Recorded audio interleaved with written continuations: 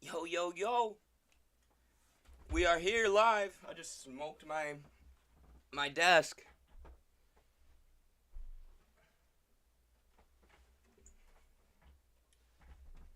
Haven't been live for a while. Been taking care of some stuff. Stuff has been taken care of. And we're back. Not everything has been taken care of, though. I need to clean my fridge today. By taking care of things, I mostly mean moving into a new house. Which I've been in the process of doing for a long time. But there were certain things that I needed to do to the house, like deep clean the bathroom. Or today, uh, cleaning our refrigerator, which smells like moldy peas. I don't even know why I said peas. Actually, I do know why I just said peas. It's because I just threw out like a 4-year-old macaroni and pea salad that was sitting and rotting in our fridge. Hello. Hey, Eric the Bread. What's up, comrade?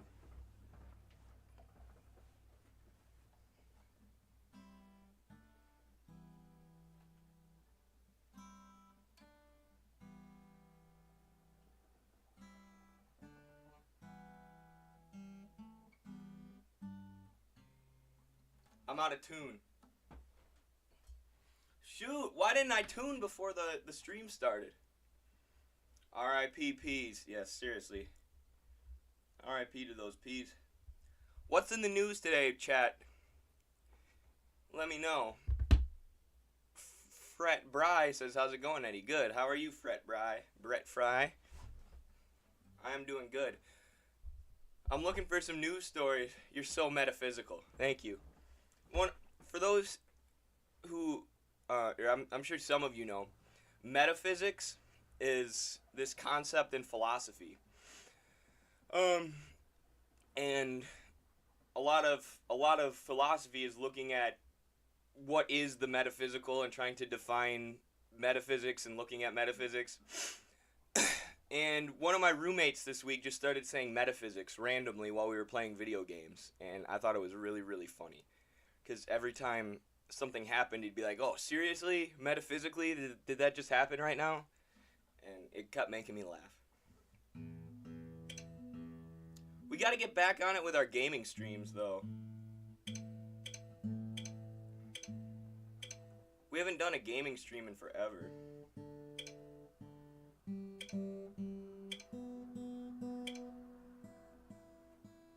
Look at that, I'm already tuned.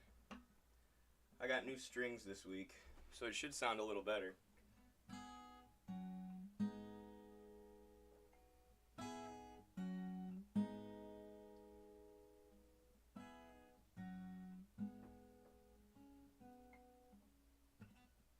That was the wrong song.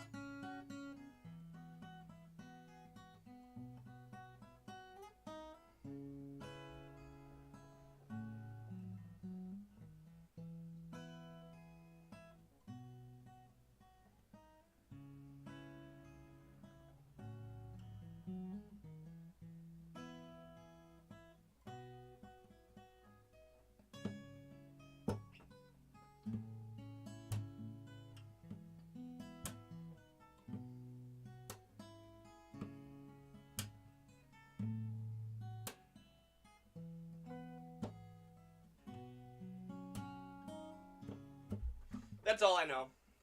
It's not really all I know. Steven Crowder made a D&D skit. Okay. Maybe we can look at that. Good seeing you, Eddie. Good to see you too, comrade. I'm still working on my analysis of that Grey Zone Philosophy Tube article. Nice. I'm pumped to read that, as I've told you. Yeah, and take your time. You know, a thorough analysis takes time. It takes time to do the research. It takes time to actually engage with the argument that your opponents slash the person you're critiquing are making. So, what's in the fridge? It just smells. Dude, like, ever since I've moved in, like, every time we open the fridge, it just reeks. I live with 3 other people, 3 other guys, who are in their early 20s like me. Every time we open the fridge, it reeks. And, like, there were priorities, though. Like, the bathroom was, like, covered in hair. Like, everything was coated in hair. So, like, that took precedent, and that took, like, 6 hours. And then my room didn't have a door, so I had to build a door, and then I had to soundproof it. So, there's just been a lot that's been going on. I've also been reading Capital Volume 2, though, which that's actually part of the reason I haven't streamed also, because I come up here to my streaming room. I'm like, I'm going to read Capital Volume 2 for an hour, and then I'm going to hop on stream. And I end up reading Capital Volume 2 till I have to go to wrestling practice for, a number of hours, so. Eddie, you see this Vosh video criticizing Mao? No. But I'll watch it. Just finished A Brief History of Neoliberalism by David Harvey. Oh, yeah. Isn't that the book about neoliberalism that has Deng Xiaoping on the cover? I mean, it's still a good book. It's still a good book to read, but David Harvey has largely changed his tune on China because of all the criticism that he's gotten, because of his boo-foo takes on China. And I like David Harvey. He actually follows Midwestern Marx. Yeah, look at this. On the cover of this book is Margaret Thatcher, Augusto Pinochet, Ronald Reagan. Like, the 2 faces of trickle-down economics, of neoliberalism, Ronald Reagan and Thatcher. The right-wing dictator who they installed in Chile, Augusto Pinochet. Chile, which was considered the birthplace, the laboratory of neoliberalism. And then you have Deng Xiaoping, the leader of Communist China. The leader of Communist China who allowed a little bit of markets, who allowed market reforms and private markets in China for the sake of building communism, for the sake of controlling them and increasing China's productive forces to construct socialism. That is not neoliberalism. That is not even close to neoliberalism. That is not even close to the same economic theory that Ronald Reagan, Margaret Thatcher, and Augusto Pinochet subscribed to. But it's a good book. I just always have to mention that, how ridiculous it is that there's a book called Neoliberalism with Deng Xiaoping, Ronald Reagan, Pinochet, and Thatcher on the front.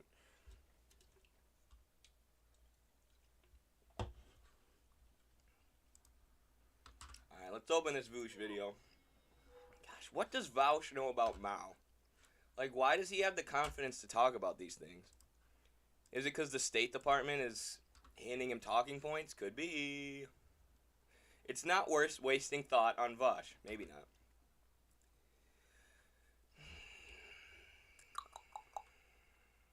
Oh, LOL, yes it is. I believe his takes on China are outdated. Absolutely. Couldn't agree more.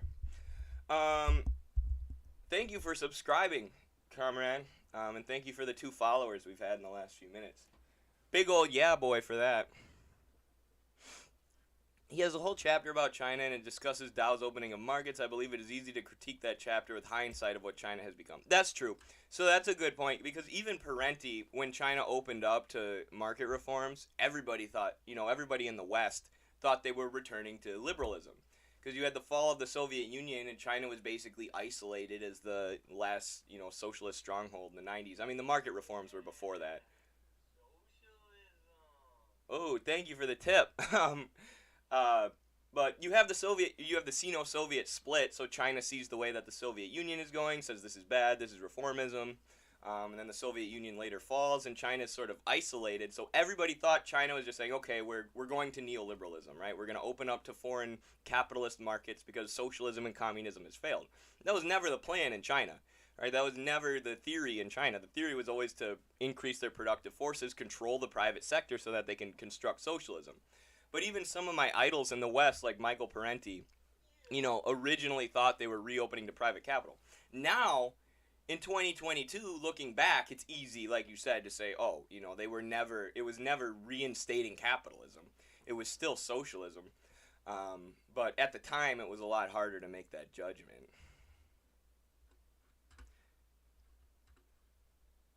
Did you see the anti-China post on the front page of Reddit? I did not. I do not frequent Reddit. I'm surprised I didn't see that on Twitter, but... Vosh, don't you mean Dak's cousin? That's funny for people who know who Dak is. And people who know who Vosh is, which is basically just me and you, probably.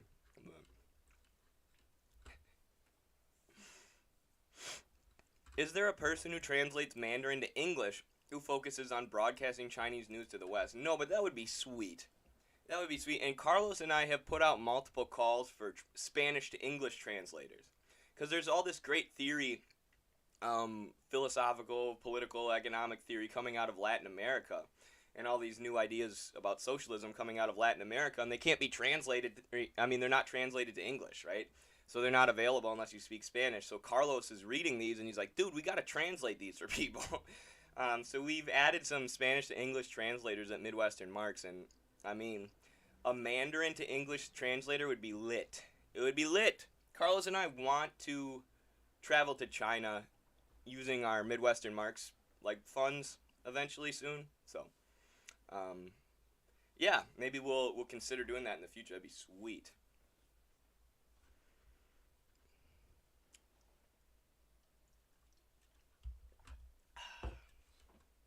All right, are we gonna watch Vosh? What do you think of Vosh's row with non-compete and Luna Oi? I saw that, and y'all know I don't always engage in the beef, like the internet beef. I just don't like elements of BreadTube. Thank you for subscribing. Like, folks like Vosh, who are very obviously parroting imperialist propaganda while pretending to be socialists. So unless I see people like that, I usually won't get involved in the internet beefs, but I generally really like Luna Oi, and non-compete is an anarchist, obviously, but they're fine too. Yeah, and I saw their debate with Vosh. I don't know. Vosh just says purposefully edgy stuff because he knows it's gonna blow up and create controversy. I feel like so. Don't get dragged into those petty dramas. We try not to. What's your opinion on Zizek? I've talked about that a lot. He's okay. I mean, he's better than okay. He's really, really smart and but he's kind of known as the tanky philosopher because he hangs up a picture of Stalin, and he's a communist. But then he's super anti-communist. He's anti all of the existing socialist states because they're authoritarian. So it's stop. Stop.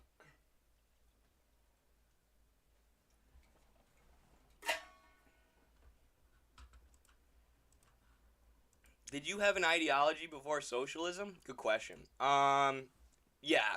So I'll lay out my path. So in high school, when Scott Walker, the governor in Wisconsin, started busting the teachers' unions and giving teachers a pay cut, the teachers went on strike. And that's when I started to really get into politics and started to realize I was economically left. Social issues are what they are. I had my opinions on them at the time, like any stupid high schooler does. But, economically, I started to realize I was left. So then when I got to college, I started learning more and found Kyle Kowinski, and then I became a social democrat for, 3 years. It was a long time. I didn't know necessarily what I was. I just liked Bernie, and then I found Kyle, and I was like, oh, okay. I guess I'm left-wing on, the social issues also, and I'm, moderately left-wing. I want more money for teachers, less money for war, and we got to vote for these politicians like AOC and shit. And then during the Bernie campaign, I started reading Marx and talking to Marxists and starting to deepen my understanding of Marxism, or even just begin my understanding of Marxism. At the same time as I was watching the Bernie campaign fail, right? I think the Bernie campaign was a good thing. I think it helped popularize socialism. I'm proud I knocked doors for it all through the January winter month in the middle of wrestling season. But, ultimately it failed. Reformism failed. The establishment coalesced behind the establishment candidates, and they defeated the populist socialist upsurge. So then, as I was reading Marx and he's talking about how revolution over reform, or as I'm reading Marx and Lenin, they're talking about revolution over reform and how the bourgeoisie controls the state and they control the media. It was everything I was watching play out in front of me. Like the political analysis of Marxism explained basically everything that I was watching play out with this campaign. Yeah. So I guess I went sock them to communist that way. Neo-Marxism is not a real thing. It's not. Do you think the U.S. can be voted into socialism like revisionist? I think we can start that way. But as soon as we start winning elections, as soon as we start actually getting some real organized power for workers, the bourgeoisie is going to get violent. The empire is going to be violent in its last days. So we need to start getting prepared for that also. We are not organized enough for the collapse of the American empire. We're not even close. I was thinking about that yesterday while I was gaming with my friends. We're all just chilling and having a good time. And I'm like looking at them. I'm like, you guys aren't ready if this country collapses.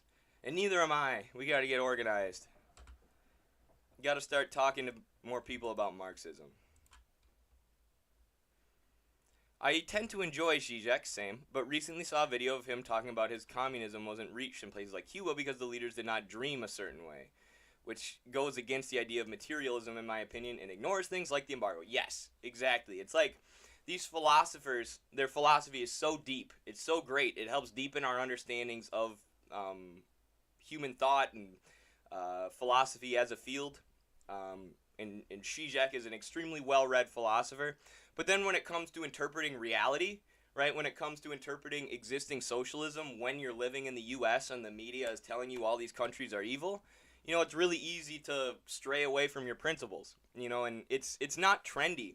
It's not popular to come out and support existing socialism. And Zizek is pretty trendy. He's pretty popular for like a philosopher, for a psychoanalytical Marxist philosopher. So he's trying to, in some ways protect his audience. I think that's what I think a lot of it is. Hey, yo, I came here because I heard Eddie say hi to you, LOL. I was like, where are you streaming? What do you think of Antifa? Not really a real organization. Alright. Let's engage with this Vosh video for some reason. I feel like putting myself through pain. Mao was uniquely incompetent at planned economies. So, before we even start this video, we know that Vosh looked at the reign of the Communist Party of China under Mao, which is the fastest increase in life expectancy in human history. The fastest increase in standard of living in human history. Increases of illiteracy from like 15 to 100%. The getting rid of cultural practices like foot binding, where women would bind their feet every day super, super tight so that they would look a certain way, as enforced by the feudal landlords. It industrialized the country. It brought China from a semi-agrarian feudal society to today, the fastest growing and most powerful economy on the planet. So somehow, our buddy Vosh, with his 300 IQ, looked at that and he said, not only do planned economies never work because of this time when China used a planned economy to have the fastest increase in life expectancy ever, but it was uniquely bad at planned economies. Not only do planned economies not work, even though it massively increased life expectancy and changed the country from a feudal agrarian society to an industrial superpower, that means they were uniquely bad at these planned economies. Okay, I don't know what you mean by bad then, I guess, but I guess we'll see. We'll have to dive into the genius of Vosh. The Vosh pit. Vosh, Vosh, Vosh.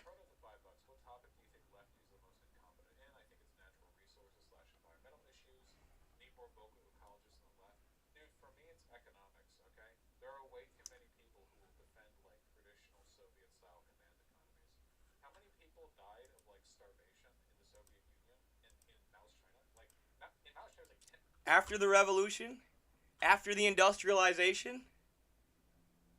Zero. How many people died before the revolutions? How many people died in Tsarist Russia? How many people died under the monarchy in Russia of starvation? Millions. In agrarian, feudal, colonized China, where the British purposefully got their people addicted to opium? Millions. During the transition to socialism, yeah, people died. They were under embargo and under attack by the Western nations, who were doing everything they could to stop communist countries from developing themselves. Yeah, people did die. You know, there were food shortages. But after the construction, nobody starved again. You know, and it's not like that starvation was a good thing, but that starvation wouldn't have happened without Western interventionism, right? But even still, in these industrialization processes, in the collectivization of agriculture, in the industrialization of China, since then, nobody starves in China today. In fact, nobody's even in poverty in China today. And we're talking about a country 70 years ago, you know, who had a literacy rate of 15%, you know, who was non-industrialized, who were a feudal agrarian society where people lived under the authoritarian domination of the feudal landlords. You know, and that's what was done away with and replaced with an industrial society that, no, it's not perfect. You know, yes, the construction of it was very hard. China didn't have any steel industry. You know, and this is something that's very difficult for Westerners to understand, right, is what it actually means to go from a feudal agrarian society to an industrialized country. See, Vosh grew up in Beverly Hills, right? Vosh's parents always took care of him, right? He's always lived in a house. He's always been able to sit in his nice chair and use his expensive computer that was probably made with minerals extracted from Africa. And same, right? Same here. But then I don't look at China, you know, when they transform themselves from a feudal agrarian country, which I can't even understand, which I've never seen, which I've never lived within, a country with 15% literacy. You know, I've only ever lived in an industrial country where they teach you to read from birth. And when China changes that and builds a more modern country that does teach people to read, that does feed people, that does bring people out of poverty, I don't look at them from the industrialized West and go, no, you're not doing it right. Don't industrialize that way. No, you have to allow the West to exploit you. Please stop. It's ridiculous. I mean, like, imagine if Vosh was living in agrarian China. Imagine if Vosh was living under the feudal landlords like the Dalai Lama in Tibet. You know, and he didn't know how to read and he was working as a peasant. And then Mao came along and overthrew the feudal landlords and said, we're going to industrialize the country, and then did, and turned your country into a superpower. You think Vosh would be anti-Mao? No, he'd be like, this is sweet. I have a computer now and a gaming chair instead of living as a peasant. You know, but because he's always lived in the imperial core, you know, he doesn't even have a concept of what it's like to live in a non-industrial agrarian society, which none of us really do. But his ego is so big, he can't recognize it. Any country in which tens of millions of people die is necessarily a bad country. Jesus Christ. Yeah, those traditional stuff. The death count economics. I love that. One, of course, the tens of millions is way off. You know, if you look, I mean, there weren't even records at that time. The country was not industrialized, and they were so, like, I don't even know the word. I guess backwards is the word that Marx and Lenin would use, but, like, not advanced productively. Their productive forces were so unadvanced, they didn't even have the means of record keeping at the time to know how many people died. Even in China, if you read, like, the debates going on within the party at the time, nobody knew how many people actually died. Because starvation was so rampant before, nobody was even keeping track of it. You know, but after the revolution, after they industrialize, after they actually, you know, have the means of record keeping, they can tell how many people starved. It's insane how much history this dude doesn't know. Command economies were like a massive bureaucracy. Like, divvies all this shit out. It just doesn't. To be fair, the Great Leap Forward was very different from traditional planned economies. It was uniquely bad. That is true. Mao was. How is that true, Vosh? How is this true? I'm so excited to hear how Mao was uniquely bad at... You know what the Great Leap Forward was? And you know what the backyard furnaces was that Western idiots like Vosh mocked China for? They were agrarian. They had no steel production. Which means not only did they not have factories and the things that are needed to produce steel, nobody knew how to make fucking steel. They were all peasants. They all just worked the land for the landlords all day. So Mao gave them backyard furnaces and trained these peasants in making steel so they could build a giant country that doesn't get destroyed by the imperialist West, which they did. How is that bad? Equally incompetent at planned economies. This wasn't just your average planned economic failure. Okay, this was advanced economic or planned economic failure. This was some spectacular. And really the only thing you guys can ever learn from Mao is guerrilla warfare tactics, and it's like a Jackson Pollock painting. It's just a giant fucking mess, and you can't learn from any individuals. What is this idiot talking about? Mao is like a Jackson Pollock painting? Motherfucker, you call yourself a historical materialist and you just said Mao's China is like a Jackson Pollock painting? It's like an abstract work of art? Do you know anything about the planned economy? Do you know anything about the debate that was taking place within the Chinese Party of Communists during Mao's reign? It wasn't just Mao making all the decisions. Yeah, he was looked up to. Yeah, he was a leader. Yeah, he led the war that freed China from colonial occupation and gave them their independence and eventually brought the entire country out of poverty. But there was always a debate within the party as to what the best path forward is in economic planning. And there has never been a success story greater than the last 70 years of China's centralized economic planning. Like I said, the fastest increase in life expectancy ever. Right, but rather than breaking down the details of that, right, rather than actually going into the economics of that and explaining why it's spectacularly bad, because Vosh can't do that, he doesn't actually know the economics, so he just says these abstract things. It was spectacularly bad, it was so bad, it was like a bad painting. Like, oh, what genius analysis. You're not even saying anything. You're not even talking about the details of their economy. Maybe he will here, but I doubt it.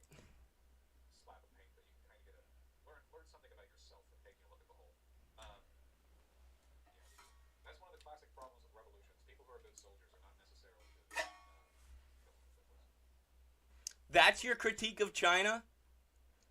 That's your... Dude, you literally said nothing. You didn't say, well, Mao went ahead with the backyard... Because, even people who study China, scholars say Mao's time was like 70%, 70% good and like 30% mistakes, right? So then you could look at it and you could say, okay, the backyard furnaces, they taught people how to use steel, right? And they led to the Chinese peasants knowing how to make steel, which was essential to industrialization. But here are some issues with the distribution of it, right? Or what they were doing was they were using the surplus in the agrarian sectors of the economy. So in the farming areas where China did have a lot of workers and did have a lot of resources because they were an agrarian society, use the surplus from that sector of the economy to pay or to fund and create the more industrial sector of the economy, steel production and things like that. So Vosh doesn't go into the details of that and explain what he thinks was wrong about it and what he would have done better because he doesn't actually know what happened. Right, he just parrots the State Department narrative. It was spectacularly bad. 1 million bajillion people died. Actually, not a single good thing happened. Just ignore that they raised everyone out of poverty. Just ignore that it was the greatest increase in life expectancy ever seen in human history. Listen to me. It was actually a Jackson Pollock painting. Like, okay, Vosh. Command economies is the inability to do computations in so many variables or a general structural problem. The main issue, as far as I can tell, is that... He just said the ECP.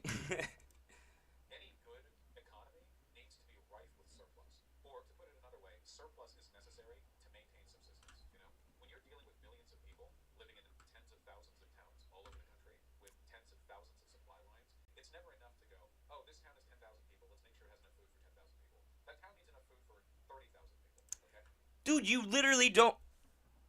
Did everyone just see that? I explained that they use the agricultural surplus to produce and develop the industrial sector of their economy. He has no idea what China's economy was actually like during this time. It's like, there needs to be surplus. There needs to be surplus. There was, motherfucker! It was a question within the party, a fierce debate within the party for years of how they use that surplus. How they can best use that surplus to advance themselves and develop their productive forces. But you don't know that because you didn't actually study China before you hopped on your gaming computer to talk shit about this country who has developed themselves in the face of horrific U.S. imperialism for years.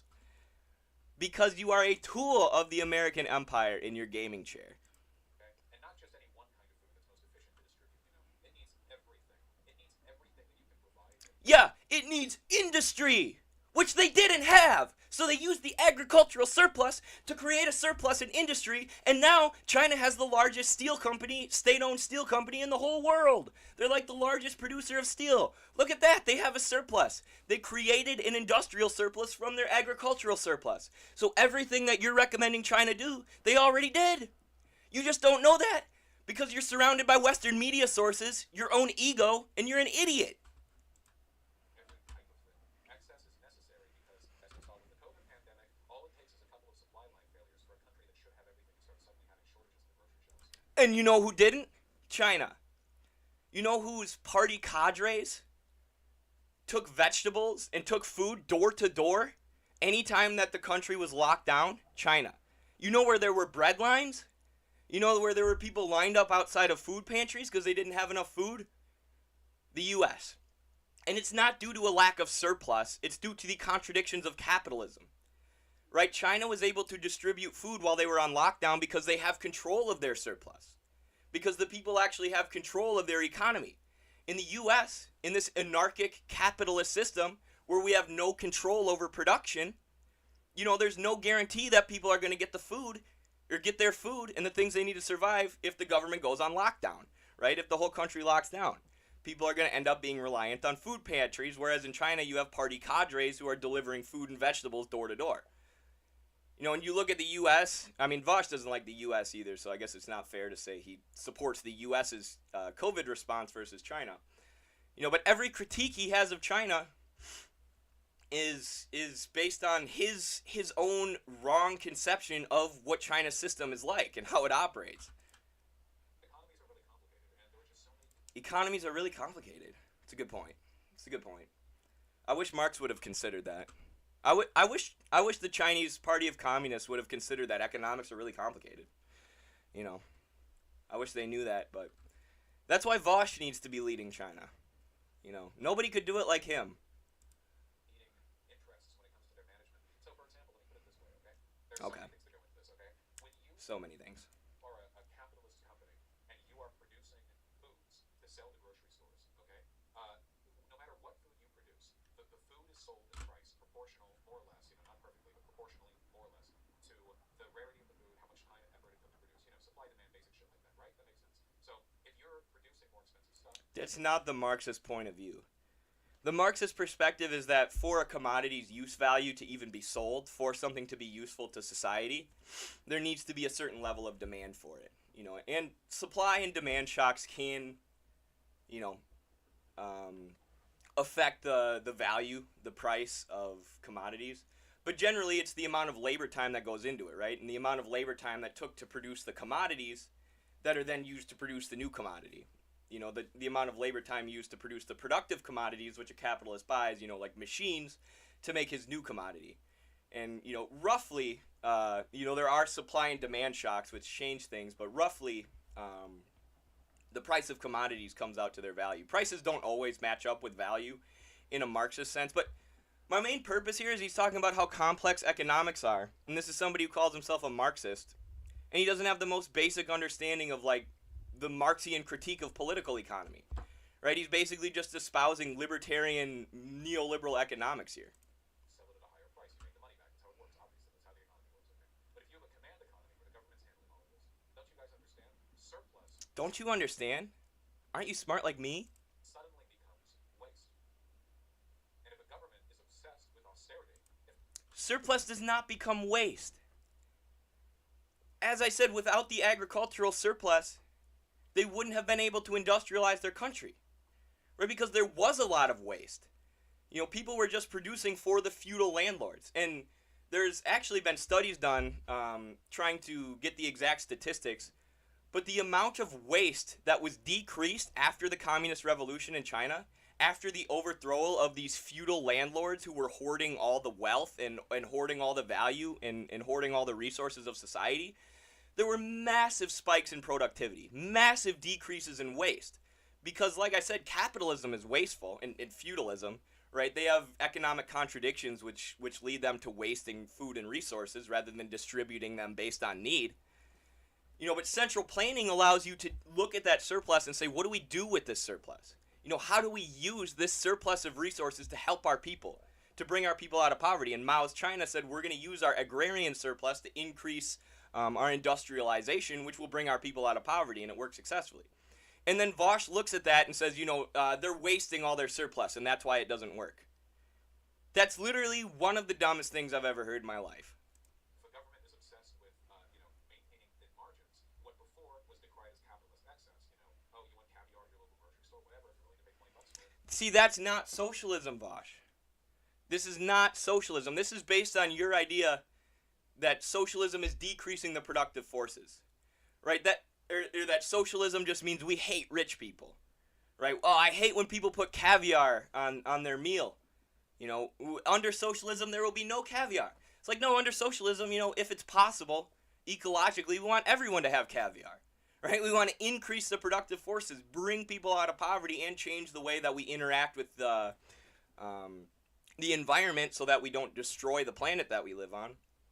But ultimately, we want to bring people out of poverty. We want to give people food, shelter, the means that they need to live a happy and healthy life, which, you have had, which Vosh has had living in Beverly Hills pretty much his whole life. Yeah. Suddenly becomes, inefficient central planning. And then you have these situations where, some bureaucrat in the capital says, well, there are so-and-so many people, so they need so-and-so this and that. And if they get any more than this, then it will be seen as waste. And if this site is more than this site, a lot of it's a blame thing, too. If one city ends up with more than another, it ends up becoming a political problem in a unique way, different than if there's just a different availability of stores. Or imagine if city A has an abundance of... Yeah, that would be a different problem. Right, that would be a different problem, and that would be a debate that would need to be had. And that's a debate that's constantly had within the Communist Party of China. Which, this is what I always tell people, you have to actually go to China and read the debate within the party. Read what Chinese scholars, intellectuals, politicians, whoever else are actually talking about. Shoot, I kind of lost my train of thought there. I forgot what he was saying. Oh, yeah. Of course it's different, because stores are just trying to make a profit, right? But if you have a command economy and you're looking at different cities, yeah, there's going to be debates about what resources should go where. But because we're not producing just for profit, because we're producing for the use value of commodities, for the useful character of the things we produce, we can look at cities and distribute goods based on need, right? It's not always going to be perfect. Right, we do need to increase the productive forces. Agrarian feudal China, the day after the revolution, didn't have enough food to deal out to everybody. Right, they had to increase their productive forces. They had to industrialize. But it's much more rational to have a centrally planned system that distributes goods based on needs and based on the needs of various cities, rather than having, one guy who owns a grocery store that's just producing for profit. And if people in city number A can't afford the food, too bad. Too bad. We're not going to give it to you, because then we wouldn't make a profit if we gave it to you for free. So get fucked. How is that more rational? How are you? You're not making any points, Vosh. You're not making a single real point. Or imagine if city A has an abundance of resources. It resemble big, bad, scary China. Centrally planned economies are scary. It stops being a government problem. It starts being just we need entrepreneurship problem. There are just so many competing interests here. I think you can make an argument for decentralization. An entrepreneurship problem. That's not an entrepreneurship problem. Not if one city doesn't get enough food, the entrepreneur doesn't go, how can I bring food to the people of this city? The entrepreneur looks at it and goes, how can I make money off these people? I'll sell them as much food as I can to make money, to make a profit. That's all they care about, right? Whereas in China, they're able to look at cities and decide what resources those cities need to best suit their populations. Okay, I'm done with this. This is not any real arguments. Dang, did the stream crash? Dang it.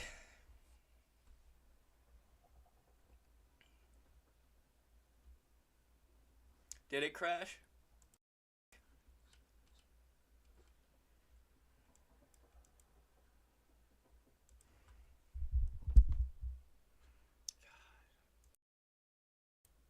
How about now?